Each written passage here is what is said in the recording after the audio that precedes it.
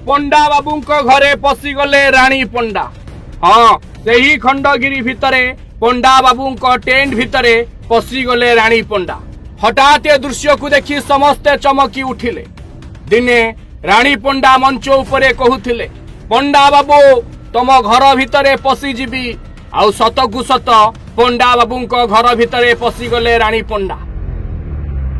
दर्शक बंधु खाली पशिलेनी, दईतारी पंडा और राणी पंडा एकाठी हेले। हाँ एथर खंडगिरी रे राणी दईतारी पंडा एकाठी होइछंती। खाली एकाठी होई नांती, कथावार्ता भी होइछंती।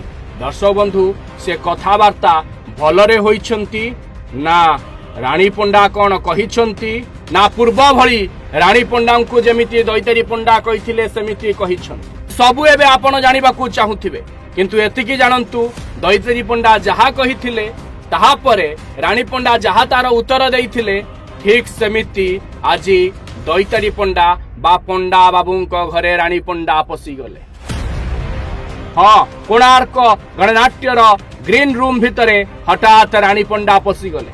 दईतारी पंडा मेकअप नेउथिले आउ तापरे जहा हेला ताहा देखिबा पई पर वीडियो को अपेक्षा करि थांतु। दर्शक बंधु राणी पंडा आउ दईतारी पंडांक भितरे कोणार्क गणनाट्यर ग्रीन रूम भितरे मेकअप रूम भितरे कौन हेला ताहा परवर्ती वीडियो रे।